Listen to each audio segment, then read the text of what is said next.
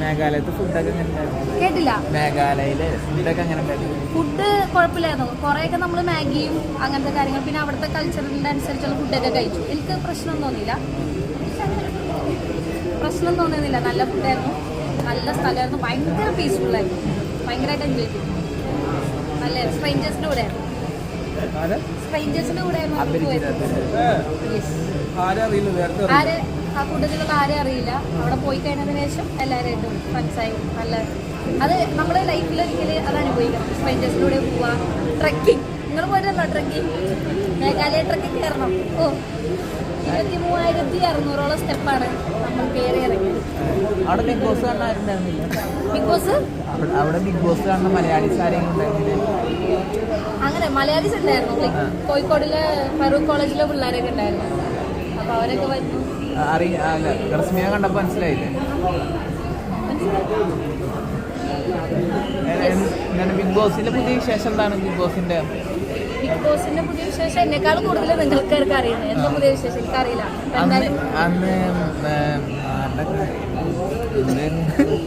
വേറെ ആർക്കൊന്നും ചോദിക്കല്ലോ, അവന്റെ കഴിയട്ടെ, അവന്റെ കഴിഞ്ഞിട്ട് നമ്മള് ചോദിക്കും. അന്ന് ആ എൻഗേജ്മെന്റ് അന്ന് ഞാൻ ചോദ്യം ചോദിച്ചിട്ടുണ്ടായിരുന്നു. അതായത് അനുമോള്, ആദില, നൂറ ഫ്രണ്ട്ഷിപ്പ് ഒക്കെ തുടരുമെന്ന്. അപ്പൊ അന്ന് പറഞ്ഞ് തുടരാൻ ചാൻസ് ഉണ്ട്. പക്ഷെ ഇപ്പോഴും അങ്ങനെ ഒരു തുടരാൻ ചാൻസ് ഉണ്ടെന്ന് തന്നെയാണ് എന്റെ ഒരു വിശ്വാസം. സെറ്റാവും. പക്ഷെ അവര് ബിഗ് ബോസിന് ഇറങ്ങിയപ്പോൾ ഫോളോ ചെയ്തിട്ടുണ്ടായിരുന്നു. ഇപ്പൊ അൺഫോളോയിങ് ആണ്, പരസ്പരം ഫോളോ. ഇൻസ്റ്റാഗ്രാമിൽ പോലും ഫോളോ ചെയ്യുന്നില്ല. അതുകൊണ്ടാണ് അത് എനിക്കറിയില്ല. പക്ഷെ അവര് കുറെയൊക്കെ തെറ്റിദ്ധാരണകളല്ലേ, നമ്മള് അതിൻ്റെ അകത്ത് നിന്നില്ല. അപ്പൊ നമുക്ക് ഇറങ്ങി വരുമ്പോ ഈ കൂടുതലും നമ്മുടെ ചുറ്റുമുള്ള ആൾക്കാർ നമ്മളോട് എപ്പിസോഡ് കണ്ടിട്ട് നമ്മളോട് അവരിങ്ങനെ ചെയ്തു, അവരങ്ങനെ ചെയ്തു, അവരങ്ങനെ പറഞ്ഞു എന്നൊക്കെ പറഞ്ഞു തരും. പക്ഷെ നമ്മളാണ് അതിൻ്റെ അകത്ത് നിന്നത്. പിന്നെ ഒരു ഔട്ട് അധികം എക്സൈറ്റ് ആയിട്ട് എന്താണെന്നുള്ളത് കാണിച്ചിട്ടുണ്ടാവില്ല. അപ്പോൾ ആ ഒരു തെറ്റിദ്ധാരണയുടെ അത് സെറ്റാവും, മാറും, എല്ലാവരും ഓക്കെ ആവുമെന്ന് വിചാരിക്കണം. ആദില നൂറായിട്ട് കുറച്ച് ക്ലോസ് ആയ ആളാണ് റസ്മി. അപ്പോൾ റസ്മിന്റെ ഭാഗത്ത് എന്തെങ്കിലും ഇന്റൻഷൻ ഉണ്ടോ അങ്ങനെ ഇവരെ ഒന്നിപ്പിക്കാൻ വേണ്ടിയിട്ടുള്ള എന്തെങ്കിലും ചെറുതായിട്ട് നടക്കുന്നുണ്ട്? സെറ്റാക്കുന്നുണ്ട്. അതാ ഞാൻ പറഞ്ഞു, അവര് സെറ്റാവും. പട്ടാക്കൽസ് തിരിച്ചു വരും. എനിക്ക് പട്ടാക്കൽസ് ഭയങ്കര ഇഷ്ടമായിരുന്നു. അപ്പോൾ അവരൊന്നിക്കണം എന്ന് ഞാൻ കാണാൻ ആഗ്രഹിക്കുന്ന ഒരാളാണ്. സോ സെറ്റാകുമായിരിക്കും. അവരുടെ ഫാൻസ് മീറ്റിന് വീണു വന്നത് കണ്ടോ? കണ്ടു. അല്ല, വിനു ബ്രോനെ ഞങ്ങൾ അതിന് മുന്നേ മീറ്റ് ചെയ്തിട്ടുണ്ടായിരുന്നു. അപ്പോൾ അവർ സംസാരിച്ചു. അതെങ്ങനെയാ യാദൃശ്ചികമായിട്ട് വന്നതാണോ അതോ വിളിച്ചു വന്നതാണോ? അതെനിക്കറിയില്ല, വിളിച്ചതാണോ. ഈ ഫാൻസ് മീറ്റപ്പ് നടത്തിയത് ഫാൻസ് പിള്ളേരാണ്. ഇവരാരും ഒന്നും അറിഞ്ഞിട്ടില്ല. ഇവർ ചെല്ലുന്നു, കാര്യങ്ങൾ ബാക്കി പിള്ളേരാണ് അറേഞ്ച് ചെയ്തത്. അപ്പോൾ എനിക്കറിയില്ല വിനോട് ഇൻവിറ്റേഷൻ എങ്ങനെയാണെന്ന് അറിയില്ല. ഞാൻ ഉണ്ടായിരുന്നില്ല, ഞാൻ മേഘാലയയിലായിരുന്നു ആ സമയം. ഇപ്പോഴും ആദിലാനൂറെ അംഗീകരിക്കാത്ത കുറച്ച് ആളുകൾ ഇപ്പോഴും ഉണ്ട്, കേരളത്തിലെ ആളുകളുണ്ട്. അപ്പോൾ അവർ ഇപ്പോൾ അന്ന് ഹൗസ് വാമിങ്ങിനും അതേപോലെ ഇഷ്യൂ ഉണ്ടായിരുന്നു. അപ്പോൾ പ്രമുഖന്മാരായ ആളുകൾ ഇപ്പോൾ അവരെ അംഗീകരിക്കുന്നില്ല. അത് കാണുമ്പോൾ എന്താ തോന്നുന്നത്? കാണുമ്പോൾ സങ്കടമുണ്ട്, വിഷമമുണ്ട്. പിന്നെ എല്ലാവരുടെ ചിന്താഗതി നമുക്ക് ഒറ്റ ദിവസം കൊണ്ട് അല്ലെങ്കിൽ ഒരു വർഷം കൊണ്ടൊന്നും മാറ്റാൻ പറ്റില്ല. ഇനിയുള്ള കാലഘട്ടങ്ങളിൽ ഇതൊക്കെ മാറി എല്ലാം ഭയങ്കര കൂൾ ആൻഡ് നോർമലായിട്ട് മാറിക്കോളും. പിന്നെ ചില ആൾക്കാർ പറഞ്ഞു പഠിച്ചതും അല്ലെങ്കിൽ അറിഞ്ഞതും ഈ മതം എന്ന് പറയുന്ന സാധനം ഉണ്ടല്ലോ, ഭയങ്കര ഡേഞ്ചറായിട്ടുള്ള ഒരു സാധനമാണ്. നമ്മളെ ചെറുപ്പത്തിലെ ഇൻജക്ട് ചെയ്യാണ് ഓരോ കാര്യങ്ങൾ. അപ്പോൾ ആ ഇൻജക്ട് ചെയ്ത കാര്യങ്ങൾ വലുതായാലും നമുക്ക് ആ ശീലങ്ങൾ മാറില്ല. പിന്നെ ബോധം വയ്ക്കുക, അതായത് പഠിച്ചുകൊണ്ട് മാത്രം കാര്യമില്ല. ആ ഒരു ബോധം, നോളജ് എന്ന് പറയുന്ന സാധനം ഇമ്പോർട്ടൻ്റ് ആണ്. അപ്പോൾ അത് കിട്ടുമ്പോഴാണ് നമ്മൾ ഓരോ എക്സ്പീരിയൻസ് ചെയ്യുമ്പോഴാണ് ഓക്കെ, ഇതിനിങ്ങനെയാണോ ഞാൻ കണ്ടു. ഞാനൊക്കെ സത്യം പറയല്ലോ, ഞാൻ മദർസയിൽ 6ാം ക്ലാസ് വരെ പോയ ഒരാളാണ്. പക്ഷേ മദർസയിൽ എന്നെ പഠിപ്പിച്ച കുറേ കാര്യങ്ങളുണ്ട്. അതൊക്കെ ഇപ്പം എനിക്ക് ആലോചിക്കുമ്പോൾ ദേഷ്യമൊക്കെ വരും. അപ്പോൾ അത് തിരിച്ചറിവുകളാണ്. ഓരോ സിറ്റുവേഷൻ, ഓരോ സ്റ്റേജിൽ നമ്മൾ ലോകം കാണുക എന്ന് പറയില്ല, നമ്മളിങ്ങനെ ഓരോന്ന് കാണുകയോ അറിയുകയോ ഓരോ ആൾക്കാരോട് സംസാരിക്കുമ്പോഴാണ് നമുക്ക് കൂടുതൽ കാര്യങ്ങൾ മനസ്സിലാവുന്നത്. അതായത് ഇപ്പോൾ ഒരു എക്സാമ്പിൾ പറയുകയാണെങ്കിൽ, എൻ്റെ ചുറ്റുവട്ടത്തുള്ള ആൾക്കാരാണെങ്കിൽ ഒരു പൊട്ടക്കിണറ്റിലാണ് കിടക്കുന്നത്. അവർ അതിന് വെളിയിൽ വരാൻ തയ്യാറല്ല. അവരെ പറഞ്ഞു പഠിപ്പിച്ചിരിക്കുന്നത് ഇതാണ് ലോകം, ഇതിനുള്ളിൽ അവരുണ്ടാക്കിയ റൂൾസ് ആൻഡ് റെഗുലേഷൻസ് ആണ് ലോകം എന്നാണ്. അതിന് വെളിയിൽ വന്ന് പുറത്തേക്ക് ചാടിയാൽ മാത്രമേ അറിയുള്ളൂ പുറത്തും വേറൊരു ലോകമുണ്ട്. ഇവിടുത്തെ കൾച്ചറാണോ വേറെ സ്ഥലങ്ങളിലുള്ളത്? അല്ല. ഇവിടുത്തെ ബിലീഫ്സ് ആണോ വേറെ സ്ഥലങ്ങളിലുള്ളത്? അല്ല. എല്ലായിടത്തും ഡിഫറെൻ്റ് ആണ്. നമുക്ക് എന്താണോ പറ്റുന്നത്, നമുക്ക് എന്താണോ നമുക്ക് സ്വീകാര്യതമായിട്ടുള്ളത് അത് നമ്മൾ ഫോളോ ചെയ്യുക മുന്നിലേക്ക്. ദൂരൊന്നും വേണ്ട, കൊച്ചി തമ്മിലും വേറെ ഈ പറഞ്ഞ പോലെ ഇത് തമ്മിലും ജില്ലകൾ തമ്മിൽ വ്യത്യാസമില്ല. കൊച്ചി ഇപ്പോൾ ഒരു നമ്മുടെ കൊച്ചിക്കാർക്ക് ഒരു ടെൻഡൻസി ഉണ്ട്, എസ്പെഷ്യലി ഇപ്പോൾ ഞാൻ മട്ടാഞ്ചേരിയിൽ നിന്നായതുകൊണ്ട് തന്നെ ഇവൻ എൻ്റെ അനിയന് പോലും മട്ടാഞ്ചേരിയിൽ നിന്ന് വെളിയിലേക്ക് പോയി വേറൊരു സ്ഥലത്ത് പോയി താമസിക്കുന്നതിനെ കുറിച്ച് ആലോചിക്കാൻ വയ്യ. ഈവൻ കല്യാണങ്ങൾ നടക്കുമ്പോഴും നമ്മൾ മട്ടാഞ്ചേരിയിലുള്ള ആൾക്കാരാണെങ്കിൽ അവിടുത്തെ ചുറ്റുവട്ടത്തുള്ള ഹോളിലായിരിക്കണം കല്യാണം നടത്തേണ്ടത്. അതൊന്ന് മാറി തോപ്പുംപടി അല്ലെങ്കിൽ ഒരു എറണാകുളം സൈഡിലേക്ക് വന്നു കഴിഞ്ഞാൽ എന്തോ ഇവിടുന്ന് ബാംഗ്ലൂർ പോകുന്ന അല്ലെങ്കിൽ അമേരിക്കയ്ക്ക് പോകുന്ന ഫീലാണ് നാട്ടുകാർക്കും ഫാമിലി റിലേറ്റീവ്സിനൊക്കെ. അപ്പോൾ ഒരു സജഷൻ വരുമ്പോൾ എല്ലാവരും പറയും മട്ടാഞ്ചേരിയിൽ ഏതെങ്കിലും ഹോൾ മതി, ഏതെങ്കിലും ഒരു ഹോൾ മതി, അങ്ങനെ പോകുന്നു. അപ്പോൾ അതുപോലും അത്രയും പോലും എന്താ ചിന്താഗതിയുടെ ഒരു അവസ്ഥ അങ്ങനെയാണ്. അത് മാറിയിട്ടില്ല.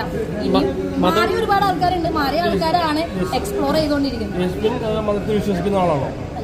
അല്ല. മതമായിട്ടുള്ള ആചാരങ്ങളും ഒന്നുമില്ല വീട്ടുകൾ. ഒരു മിനിറ്റ് നിർത്തിക്കാൻ വെറുതെ ഞാനങ്ങനെ ഏത് പോയിന്റിലാണ് മതം എന്ന് അതിനെ ഒഴിവാക്കാം, അല്ലെങ്കിൽ അത് ഇതിന്റെ ഭാഗത്തിൽ ഞാൻ മതമായി ചേരില്ല എന്ന് തോന്നൽ എപ്പോഴാണ്? ഞാനില്ലേ ഹ്യൂമാനിറ്റിയിൽ വിശ്വസിക്കുന്ന ആളാണ്. ഞാനൊരു മതത്തിലോ അല്ലെങ്കിൽ ഒരാൾ പറയുന്നത് കേട്ടോക്കെ ഒരാൾ എന്നോട് ഇങ്ങനെ പറഞ്ഞു അതുകൊണ്ട് ഞാൻ ഇങ്ങനെ നടക്കാം, അങ്ങനെയല്ല. ഞാൻ എൻ്റെ എക്സ്പീരിയൻസിൽ ഞാൻ അനുഭവിച്ചതും ഞാൻ മനസ്സിലാക്കിയ കാര്യങ്ങളും വെച്ചിട്ടാണ് എൻ്റെ ഇപ്പോഴത്തെ ജീവിതം ഇപ്പം ഞാൻ മുന്നോട്ട് പോകുന്നത്. അതാണ് വേണ്ടത്. അല്ലാണ്ട് ഒരാൾ ചെറുപ്പത്തിലേ നമുക്കൊരാൾ പറഞ്ഞു തന്നു അങ്ങനെ തന്നെ ജീവിക്കണം എന്ന് പറഞ്ഞു കഴിഞ്ഞാൽ എനിക്കത് അക്സെപ്റ്റ് ചെയ്യാൻ പറ്റില്ല. നമ്മളതൊരു കെട്ടിയിടുന്ന ഒരു സാധനമാണ് മതം. അപ്പോൾ അതിൽ നിന്ന് വെളിയിലേക്ക് വരിക എന്ന് പറഞ്ഞു കഴിഞ്ഞാൽ എക്സ്പ്ലോർ ചെയ്യാം. ഒരുപാട് കാര്യങ്ങൾ ചുറ്റുമുണ്ട്. അത് മനസ്സിലാക്കി കഴിഞ്ഞ് കഴിഞ്ഞാൽ നമുക്ക് എന്താണ് വേണ്ടത് എന്ന് നമുക്ക് അറിയാൻ പറ്റും. മതങ്ങളെ പറ്റി പറയുമ്പോൾ ആൾക്കാർ ആക്രമിക്കുന്നുള്ള പേടിയുണ്ട്, എനിക്ക് മതങ്ങളെ കുറിച്ച് പറഞ്ഞ് ആക്രമിക്കുന്ന സ്ഥലത്താണല്ലോ രാജ്യത്താണല്ലോ നമ്മളുള്ളത്. അപ്പൊ എനിക്ക് അങ്ങനെയൊക്കെ ചോദിച്ചാൽ ഞാൻ ആർക്കും എഗെയിൻസ്റ്റ് ആയിട്ടൊന്നും പറയുന്നില്ല. ഞാൻ എൻ്റെ കാര്യമാണ് പറയുന്നത്. എനിക്ക് ഫീൽ ചെയ്തത്, ഞാൻ എക്സ്പീരിയൻസ് ചെയ്തത് ഞാൻ പറയുന്നു. അതിൽ നമ്മൾ പേടിക്കേണ്ട കാര്യമില്ല. ഞാൻ തട്ട് ഒഴിവാക്കിയത് എൻ്റെ ഒരു ഓർമ്മ ശരിയാണെങ്കിൽ +2 വരെ എനിക്ക് തട്ടുണ്ടായിരുന്നു. ഡിഗ്രി ഒരു കൊല്ലം ഞാൻ മഹാരാജാസിൽ പഠിച്ചു. പിന്നെ അവിടെ നിന്ന് ഇറങ്ങി, പിന്നെ സെന്റ് തെരേസസിൽ കയറി. അപ്പോൾ തട്ടം ഇങ്ങനെ ഉണ്ടായിരുന്നു, ഷോൾ ഉണ്ടായിരുന്നു. പിന്നെ അതൊരു സെക്കൻഡ് ഇയർ ആയപ്പോഴൊക്കെ ഷോൾ ഇതിങ്ങനെ കഴുത്തിക്കൂട്ടി ഇടുന്നതായി. പിന്നെ തേർഡ് ഇയർ ഒക്കെ കഴിഞ്ഞപ്പോൾ സെറ്റായി. പിന്നെ BPയുടെ ഒക്കെ പോയപ്പോൾ ഷോളൊക്കെ കംപ്ലീറ്റ്ലി. മതം പഠിപ്പിച്ചതെല്ലാം തെറ്റാണ്. മതം രശ്മിനെ പഠിപ്പിച്ചതെല്ലാം തെറ്റാണ്, തെറ്റായ കാര്യം അങ്ങനെ പറയാൻ പറ്റില്ല. മതം ചില കാര്യങ്ങളിൽ നല്ലതാണ്. എന്നെ ഏറിക്കഴിഞ്ഞുള്ള പരിപാടിയല്ലേ.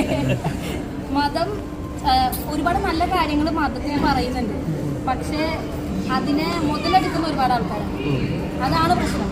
ഇപ്പം എല്ലാ മതങ്ങളിലും എല്ലാത്തിനും പറയുന്നത് തൊട്ട് അടുത്തുള്ളവരെ സ്നേഹിക്കുക, സഹായിക്കുക, ഹ്യൂമാനിറ്റി മാറ്റേഴ്സ് അത്രേ പറയുന്നുള്ളൂ. പക്ഷെ അതിനെ വേറെ രീതിയിലേക്ക് ബാക്കിയുള്ളവരാക്കി എടുക്കും. റസ്മിന്റെ ഫാമിലി ഇത് എങ്ങനെ നോക്കി കാണുന്നത്? മതം മതവുമായി ബന്ധമില്ലാത്ത എന്റെ ഫാമിലി തിരിച്ചു കിട്ടുമ്പോൾ എനിക്കിനി വീട്ടിലേക്ക് കയറാനുള്ളതാണ്. അല്ല, അവര് ഓക്കെ ആണോ? അല്ല, ഞാൻ പറഞ്ഞില്ലേ, എനിക്ക് എന്റെ കാഴ്ചപ്പാട്, എന്റെ തീരുമാനം, എന്റെ അതേ അഭിപ്രായം ആയിരിക്കില്ല എന്റെ അനിയന്, എന്റെ ചേച്ചിക്ക് അല്ലെങ്കിൽ എന്റെ ഉമ്മാക്ക്.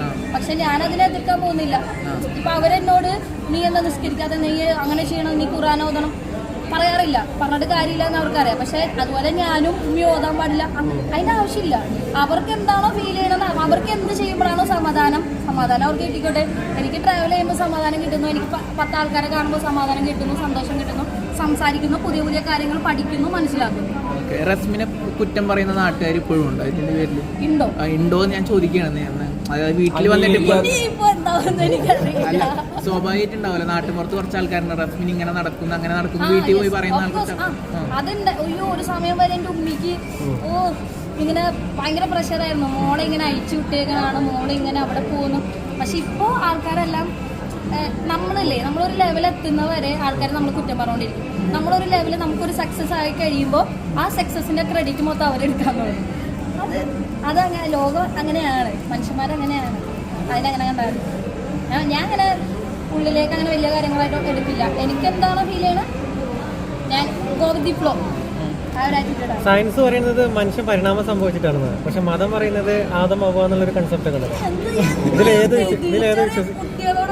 വിശ്വസിക്കുന്നത് എനിക്കറിയില്ല. ഞാൻ എന്താ പറയണ്ടേ, ഞാനിപ്പോ ജനിച്ചു, ഞാനിവിടെ ഉണ്ട്, എനിക്ക് അത്ര അറിയാവുള്ളൂ.